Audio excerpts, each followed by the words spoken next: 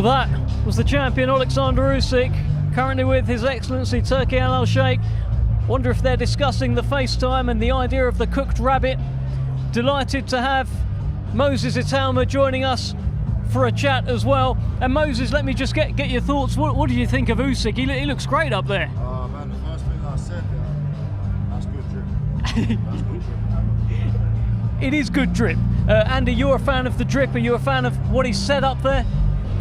Yeah, he's just nice and calm, isn't he? They both are at this time of the week. They're not going to invest too much emotional energy in anything, I don't think. And I think Fury's going to be more low-key this time around than he was last time. I don't think he's necessarily going to bother trying to get under Usyk's skin. I think they both know what's coming down the track now because they've done 12 rounds of it, and they know that they need every molecule, Moses, of what they've got for the ring. They cannot afford to waste anything during fight week. So I think during these events, we'll see them just keep it as calm as they can. I mean, yeah, yes and no. I mean, like, if he stayed there an extra 1 minute, I don't think that predicts the outcome of the fight. But obviously, it does play the big part of it. If you're spending too much energy on these type of things, then obviously, of course, you're going to be a bit more tired for the fight. But I know both of the fighters have done 12 rounders in sparring while doing a run the night before or something like that. So as long as they know they can do it. They're so experienced though, aren't they, at this level? I guess it's more of a question for you really. You've done Riyadh season a few times now, you're used to these big fight weeks, but how was that adjustment to having to do something every day? And have you found it draining at all? You're just taking it in your stride? What, here in the Riyadh season? Yeah. No, I enjoy it. Yeah. I enjoy it. Like, it's something to do as well. Like, people don't really know, boxers is just like, being a boxer is just training and sleep. And obviously this just adds something to the calendar which makes it more exciting.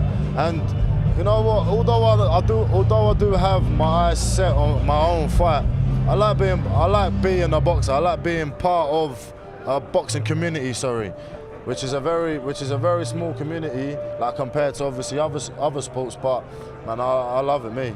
I wouldn't be able to live without it. You've started saying that. I remember before you were talking about how you're training, maybe you weren't enjoying it so much. Something's changed.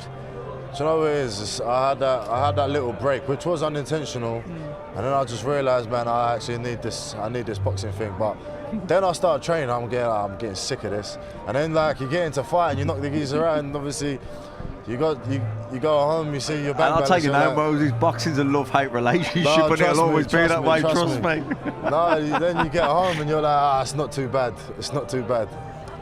What about your performance on Saturday night coming up? Is that going to be not too bad, or we got something special lined up? You know what? I don't know. You know, I actually don't know. I'd love to sit here and say I'd knock him out in 3 rounds, 4 rounds, 5 rounds. I mean, that's what I hope to do, but that's not the harsh reality. You know, I'm not this boxer that likes to guess stuff. I like to go on straight, solid facts. And the fact is, I don't really know what to expect from Denson McKean. He's been out the ring for a year. He's got a new team, so he might present new opportunities. What about the main event? How are you seeing this? You have spent time with Tyson Fury in this camp. What are you seeing? Is he different? How is he different? Yeah, he's a lot different.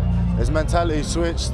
Like, he wasn't the nice guy anymore. Like, he's actually there to train.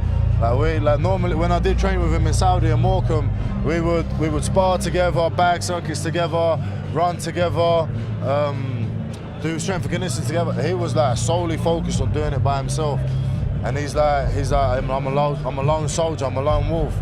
Like, he'd get hit with a good shot and he's screaming. I'm like, this guy's a lunatic. But like, you know, to be in this sport, you need to be a little bit mad. It's interesting to hear that, because we feel like he's been different this week already than he was last time, and he insists that the defeat hasn't affected him, but clearly it has had an effect, but the right kind of effect. You know, the people say stuff just for the camera, you know, just to be controversial, just to be, you know, but I mean, he definitely, I don't think Tyson's doing this for the money. So if he's not doing this for the money, what is he doing for? Because he actually wants to beat Alexander Usyk. And if he did do it for the money, he would have packed a long time ago. So with that in mind, people need to bear that in mind. Like, Saturday night, it's going to be Tyson Fury coming to fight, coming to win.